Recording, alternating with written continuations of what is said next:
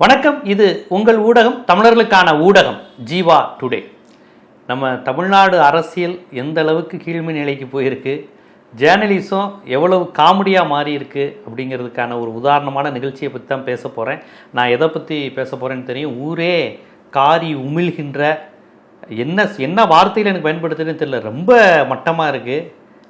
ஒரு நடிகர், அவர் அரசியல்வாதின்னு வேறு சொல்லிக்கிறாங்க, அவரை பேட்டி எடுக்க போயிருக்கிறாங்க. அவர் பேட்டியெல்லாம் தரலை. அவர் வீட்டுக்கு போய் கெஞ்சி கெதிரி அவர்கிட்ட கேஷுவலாக ஒரு 2-3 வார்த்தை பேசிட்டு வந்திருக்கிறாங்க. அப்படி பேசினவங்களை கூப்பிட்டு, அவரை நீங்கள் பார்த்தீங்களாமே, அவரை நீங்கள் தொட்டிங்களாமே, அவர் முடி என்ன கலரில் இருந்துச்சு, தாடி இருந்துச்சா இல்லை, முடி விற்கா இல்லையா, புருவம் எப்படி இருந்துச்சு, அவர் குளிச்சுட்டு வந்தாரா குளிக்காமல் வந்தாரா, ஷர்ட்டு இன் பண்ணியிருந்தாரா இல்லை வெறும் கைலியோடு உட்காந்துருந்தாரா, இந்த மாதிரி கேள்விகளை கேட்டாங்களாம். அவர் பயங்கரமாக அவர் கரூர் சம்பவத்துக்காக கதறி அழுதாரு. கரூர் சம்பவம் நிட்டுன்னு அப்படி விக்கி நின்றுட்டாரு. அவர் இனிமேல் சினிமா விட்டு அரசியலுக்காகவும் மக்களுக்காகவும் தான் வாழ போகிறாராம். உடல் மண்ணுக்கு உயிர் தமிழுக்குன்னு தான் அவர் இருக்க போகிறாராமா. தமிழ்நாட்டு அரசியலில் பெரிய லெவலில் இருக்காராமா. அவருடைய ரசிகர்கள் வேறு லெவலில் இருக்கிறாங்க அப்படின்னு அவரை பார்த்துட்டு வந்தவர் பார்த்ததாகவும் கேட்டதாகவும் அவர்கிட்ட உரையாடியதாகவும் சொன்னதை ஒரு 4 பேர் உட்காந்து பேசி என்டிடிவிக்கு விஜய் கொடுத்த பேட்டி, இப்படி அவரை பார்த்ததாகவும் பேசினதாகவும் உரையாடியதாகவும் என்டிடிவிக்கு விஜய் கொடுத்த பேட்டி அப்படின்னு சொல்லி ஒரு செய்தி வந்தது. எனக்கு என்டிடிவிக்கு விஜய் அவர்கள் பேட்டி கொடுத்துருக்கிறாரு அப்படின்னோடனே எனக்கு ஆச்சரியம். விஜயா செய்தியாளர்களை பார்த்தாலே காது தூரம் மாதிரி கரூர் சம்பவம் மாதிரி ஓடக்கூடிய நபராச்சே, இவர் எப்பட்றா என்டிடிவிக்குலாம் பேட்டி கொடுத்துருக்காரு, ஒன்லி இவர் இங்கிலீஷ் சேனல் மட்டும் தான் பேசுவார் போலையே அப்படின்னு நினச்சேன். அப்புறமேட்டு தான் பார்த்தா ஃபேஸ்புக்கை திறந்தால் ஆளுக்கு காரி உமிழ்ந்துருக்கிறாங்க. விஜய் ஒரு அரசியலுக்கே தகுதியற்ற நபர், ஒரு பொது வெளியில் ஒரு பொது வாழ்க்கைக்கு முற்றிலும் தகுதி இல்லாத நபர் அப்படிங்கிறத வர்ணனைகள் எழுதியிருந்தாங்க. அப்படி என்னடான்னு பார்த்தா, பனையூரில் அந்த காலத்தில் அந்த புறத்தில் ராணிகள் தனியாக அந்த புறத்துலேருந்து பார்ப்பாங்க, ராஜாக்கள் தனியாக அந்த புறத்துலேருந்து பார்ப்பாங்க.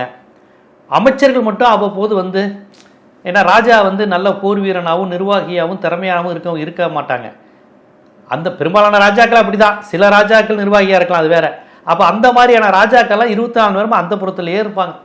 அப்பப்போ மன்னா மாதம் மும்மாறி பொழிக்கிறதா, ஆமண்ணா மாதம் மும்மாறி பொழிகிறது, எனக்கு வர வேண்டிய தொகையை மட்டும் கொடுத்துருங்கன்னு இந்த மாதிரி 23ஆம் புலிகேசி மாதிரி சில மன்னர்கள் இருப்பாங்க. அந்த புலிகேசி படத்தில் காமிக்கிற மாதிரி அந்த மாதிரி மன்னர்கள் இருப்பாங்க. சில பேர் அப்பா இறந்துருவார், பையன் ராஜாவாக இருப்பார். அந்த வயசு வர வரையும் அவரை பாதுகாவலர்கள், தோழிகள், அம்மாக்கள், செவிலித்தாய்கள்லாம் வளர்ப்பாங்க. அப்போ ராஜாவை பார்க்கணுன்னா அவங்கள பார்க்க முடியாது. அந்த செவிலித்தாயும் பாதுகாவலரையும் அந்த மாணவர்களை யார் அந்த குழந்தைய மெயின்டைன் பண்ணுறாங்களோ அவங்க தான் அதை மெயின்டைன் பண்ண முடியும். அவங்கள பார்த்துட்டு வருவாங்க. ராஜா அப்படி இருக்கா, ராஜா இதை கூறியிருக்கிறார், ராஜா குளித்து கொண்டிருக்கிறார், ராஜா பால் குடித்து கொண்டிருக்கிறார், நாங்கள் சொல்கிறோம் அப்படின்னு அனுப்புவாங்க. அந்த மாதிரி பனையூரில் ஒரு அந்தப்புற அரசியலை, ஒரு அந்தப்புற ராஜாக்கள் ராணிகள் வாழ்ந்த மாதிரியான ஒரு அரசியல் அவர் செய்து கொண்டிருக்கிறார். ஜனநாயக நாட்டுக்கு ரொம்ப கேவலமான ஒரு அரசியல். பாரதிய ஜனதா அரசியலை விட மோசமான அரசியல், மதவாத சாதியவாத அரசியலை விட ரொம்ப மோசமான அரசியலை விஜய் அரசியல் மாதிரி என்ன சொல்றது, இவ்வளவு கீழ்த்தரமான ஒரு அரசியல் நடவடிக்கை. செய்தியாளர்களை கேவலப்படுத்துவது, தனது ரசிகர்களை கேவலப்படுத்துவது, தனது கட்சி நிர்வாகிகளை கேவலப்படுத்துவது, தன் கட்சியில் சேர வந்தவர்களை கேவலப்படுத்துவது. அது செங்கோட்டையனாக இருக்கட்டும், நாஜில் சம்பத்தாக இருக்கட்டும், கட்சி சேர வந்தவங்களை கூட பார்த்து அவங்களோட உட்காந்து ஒரு செய்தியாளர்களை சந்திப்பது கிடையாது. எதற்குமே பதில் சொல்லாமல் பனையூரில் படுத்து தூங்கிட்டு தனக்கு பிடித்த நடிகர் நடிகைகளின் திருமணத்துக்கு ரிசப்ஷனுக்கு மட்டும் தனி விமானத்தில் சென்று வருபவர், தன்னுடைய பட ப்ரமோஷனுக்காண்டி மலேசியாவுக்கு தனி விமானத்தில் சென்று வருபவர். இதை தாண்டி பனையூரை தாண்டி வருவாயாங்கிற மாதிரி பனையூர்லேயே படுத்துக்கிட்டு நான் தமிழ்நாட்டில் ஆட்சியை பிடிக்கணும், எதை பற்றியும் பேச மாட்டேன், நான் மக்கள் பிரச்சனை, மாநில உரிமை எதுவுமே எனக்கு தேவையில்லை, எதுவுமே எனக்கு தெரியவும் செய்யாது, டெல்லியில் நாக்பூரில் எழுதி தரதை நான் செயல்படுத்துவேங்கிற ரேஞ்சுக்கு இருக்கக்கூடிய ஒரு நடிகர் தான் விஜய்ங்கிறது 100க்கு 1000 விழுக்காடு உறுதியாயிருச்சு. இதுக்கு மேலே இதை உறுதிப்படுத்த வேண்டிய அவசியமே இல்லைங்கிற அளவுக்கு எனக்கு விஷயங்கள் வருது. யோசிச்சு பாருங்கள், என்டிடிவி ஒரு தலைவரை பேட்டி எடுக்கணும்னா அவரை பேட்டி எடுத்து மக்கள்கிட்ட காமிக்கணும். நான் this is my question, this is her answer, his ஆன்சர்னு ஏதாவது ஒன்று சொல்லணும். அதை நம்ம மக்கள் பார்ப்போம். இவர் என்னங்க இது, போய் அவரை பார்த்தாங்களாம். அவர் முதல்ல இவங்க ஒரு என்டிடிவி கான்க்ளேவ் மாதிரி நடத்துகிறாங்க, ஒரு அரசியல் தலைவர்கள் வர்றாங்க, பிடிஆர் கலந்துருக்கிறாரு, டிஆர்பி ராஜா கலந்துருக்கிறாரு, அன்பில் மகேஷ் கலந்துருக்கிறாங்க, கனிமொழி மேடம் அவர்கள் கலந்துருக்கிறாங்க, அருள்மொழி அம்மா அவர்கள் கலந்துருக்கிறாங்க, தமிழிசை சவுந்தரராஜன் அவர்கள் கலந்துருக்கிறாங்க, எடப்பாடி பழனிசாமி, எல்லா அரசியல் கட்சி தலைவர்களும் நின்று மக்கள்கிட்ட கேள்வி, ஊடகங்களின் கேள்விகளை எதிர்கொள்றாங்க. இவர் வரமாட்டாராம். இவரை எத்தனை அரசியல் தலைவர்கள வந்து ஸ்டுடியோக்கு வர சொல்லுவாங்களாம். ஆனா விஜய்னா மட்டும் பனையூர் பங்களாக்கும் பனையூர் பெட்ரூமும் பனையூர் பாத்ரூமும் அவர் எங்க இருந்தாலும் இவங்க அங்க போய் தான் இவரை பேட்டி எடுக்கணுமா. சரி, பேட்டியாவது எடுத்துட்டு வந்தீங்களா? வீட்டில் வச்சாது பேட்டி எடுக்கல, அவரை பார்த்து பேசிட்டு வந்தாங்களாம். அதை பார்த்து பேசிட்டு வந்தவர்கிட்ட 4 பேர் வந்து விஜய் அப்படி இப்படி கரூர் சம்பவத்துக்கு அழுதாரு, இது அழுதாரு, சீன் போடுறாரு, அவர் வந்து அப்படி வந்துருவார் இப்படி வந்துருவார் நான் வந்து பேசுறாங்களாம். இதை ஒரு நிகழ்ச்சி, அது ஒரு ஆங்கில தொலைக்காட்சி, இந்திய அளவில் பேர் போன என்டிடிவி ஒரு காலத்தில் இடதுசாரி சிந்தனை உள்ளவர் கையில் இருந்தது. இன்னைக்கு முழுக்க அதிகார வர்க்கத்து கையில் போயிடுச்சு. அம்பானி குழும கையை வாங்கினதுனால முழுக்க அம்பானியுடைய எடுபடியா பாடினா, அம்பானி யாருடைய நபர்? அதிகார வர்க்கம், பாஜக, அமித்ஷா இவங்களுடைய கொள்கையை செயல்படக்கூடிய டிவியா மாறிடுச்சு. ஸோ ஒரு பாரதிய ஜனதா டிவி இந்திய அளவில் விஜயை ஒரு மனிதராக, அவருக்கும் அரசியல் அறிவு உண்டு, அவரை ஒன்றும் தெரியாதுன்னு நினைக்காதீங்க, அவரும் கொஞ்சம் பேச்சு வரும் இந்த குழந்தைக்குங்கிற மாதிரி காமிப்பதற்காக போடப்பட்ட நாடகம் தான் இந்த என்டிடிவியினுடைய பேட்டி. இது என்னங்க இது?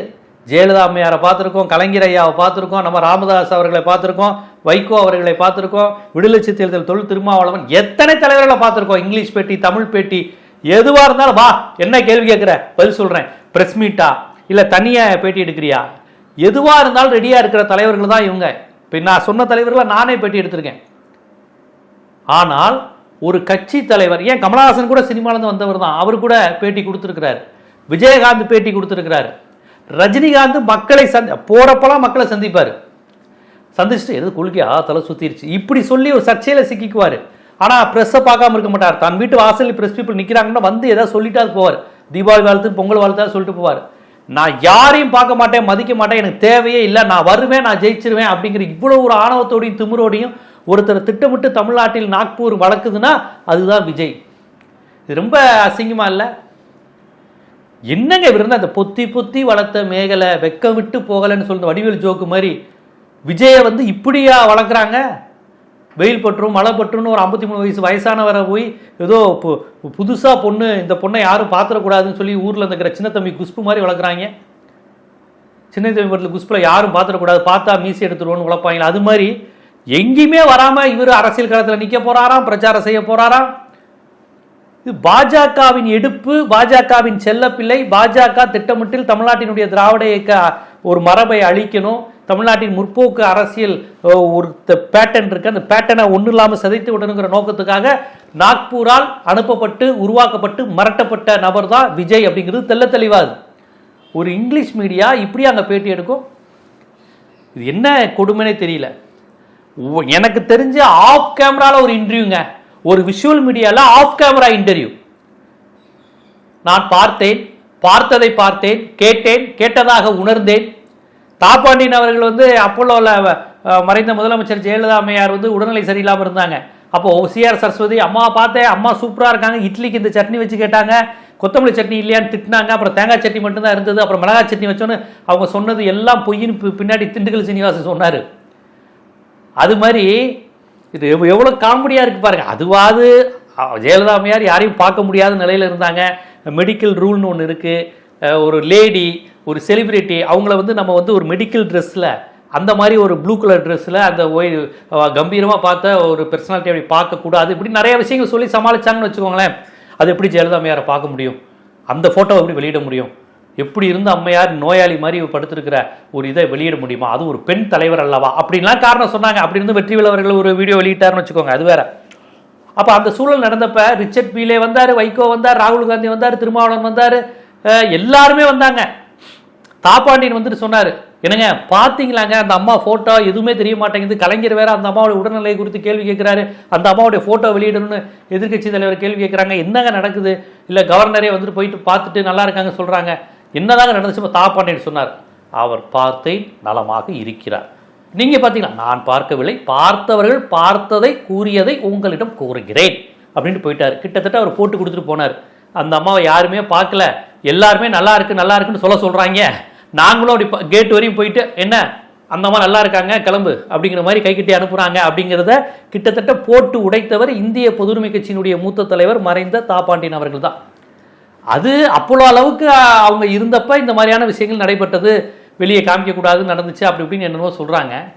இவருக்கு என்னங்க இப்போ நான் அப்போலோலையா படுத்திருக்காரு, வீட்டில் இருக்கிறாரு, 4 பேர் போய் பார்த்துருக்குறாங்க, அப்படியே வீட்டில் உட்காந்து ஒரு பேட்டி எடுக்க வேண்டியதானே. என்ன நினைக்கிறீங்க, சிஎம் ஆக விரும்புறீங்களா, வரப்போகிறீங்களா, கூட்டணி என்ன, ஏடிஎம்கே பற்றி டிஎம்கே பற்றி பிஜேபி பற்றி கருத்து என்ன பண்ண போகிறீங்க, கேண்டிடேட் எப்படி போட போகிறீங்கன்னு கேள்வினா எதையாவது ஒன்று சொல்ல வேண்டியதானே. நீங்கள் என்ன சொன்னாலும் அது உங்களுக்கு கேள்வி புரிஞ்சு சொல்கிறீங்கிற செகண்டரி. உங்கள் ரசிகர்களுக்கு தான் எதுவுமே தெரியாது. உங்களை தலைவனாக ஏற்றுக்கொண்ட ஒருத்தனுக்கு எதுவுமே அரசியல் தெரியாது. அவர்கள் நீங்கள் என்ன சொன்னாலும் பார்த்து மிரட்டிட்டாரு. இதையே விஜய் ரசிகர்கள் கொண்டாடிக்கிட்டு இருக்காங்க. பேட்டியே இல்லாத ஒரு பேட்டியே கொடுக்காத, பேட்டியே எடுக்காத ஒரு நிருபர், பேட்டியே கொடுக்காத ஒரு அரசியல்வாதி இது பேட்டின்னு சொல்லி அதை 4-5 பேர் பார்த்ததா சொல்லி கொண்டாடிக்கிட்டு இருக்காங்க. விஜய் NDTVக்கு விஜய் கொடுத்த பேட்டி அப்படின்ட்டு இருக்காங்க. உண்மையிலே நான் காலையில் பேட்டி தான் கொடுத்துட்டாராங்கன்னு நினைச்சேன். அப்போ இவ்வளவு கேவலமாக தமிழ்நாட்டு அரசியல் போயிருச்சுங்கிறது ரொம்ப வருத்தம். இப்படி கேவலமானவங்களாம் தமிழ்நாட்டு அரசியலுக்கு வருவாங்களா, இவ்வளோ மோசமானவங்கள பாஜக இறங்கி விட்டுருக்கு அப்படிங்கிறது புரிஞ்சுக்கோங்க. அப்போ பாரதிய ஜனதா NDTV மாதிரி ஒரு பாரதிய ஜனதா ஆதரவு சேனல் விஜயோட வீட்டுக்கு போய் செட்டப் பண்ணி விஜய்க்கு ஒரு பிம்பத்தை கொடுக்குறாங்கன்னா விஜய் யாருடைய நபர்னு தெரிஞ்சுக்கோங்க. அதை விட இந்த வடிவம், இது ஜனநாயக வடிவமா, நடந்து கொண்டிருப்பது மக்களாட்சியா மன்னராட்சியா, இது என்ன பனையூர் பண்ணையார்த்தனம், இது என்ன அந்தப்புற ரகசியம், இவ்வளவு கேவலமாக பிரிக்க பொத்தி வளர்த்த மேகலை மாதிரி ஒரு அரசியல்வாதி நம்ம நாட்டில் இல்லாத மக்களுக்கும் ஊமை ஜனங்களுக்கும் இயலாதவர்களுக்கும் மாநில சுயாட்சியும் மக்கள் உரிமைகளையும் பேசி இவர் பெற்று தருவாரா? கொஞ்சமாவது ஆறறிவு உள்ள மனிதர்களை சிந்திங்க. நீங்கள் திமுக அதிமுக பாஜக காங்கிரஸ் யாரை வேணாலும் ஆதரிக்கலாம், அது நமக்கு பிரச்சனை இல்லை. ஆனால் இது ஒரு அரசியல் கட்சியான்னு மட்டும் நினச்சிக்கோங்க. விஜய் ஒரு அரசியல் கட்சியா, விஜய் ஒரு அரசியல் தலைவரா, அவர் பின்னால் இருப்பவர்கள்லாம் ஒரு தொண்டர்கள் ஒரு நிர்வாகிகளுக்கான தகுதி பெற்றவர்களா?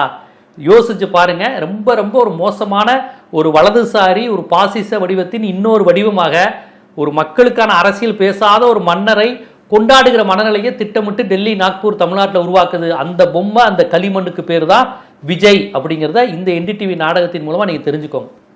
இது போன்ற அரசியல், சமூகம், சினிமா, வரலாறு போன்ற பல்வேறு விழிப்புணர்வு காணொளிகள் உங்களை சேருவதற்கு ஜீவா டுடே சேனலை சப்ஸ்கிரைப் பண்ணுங்க, ஆதரவு தாங்க.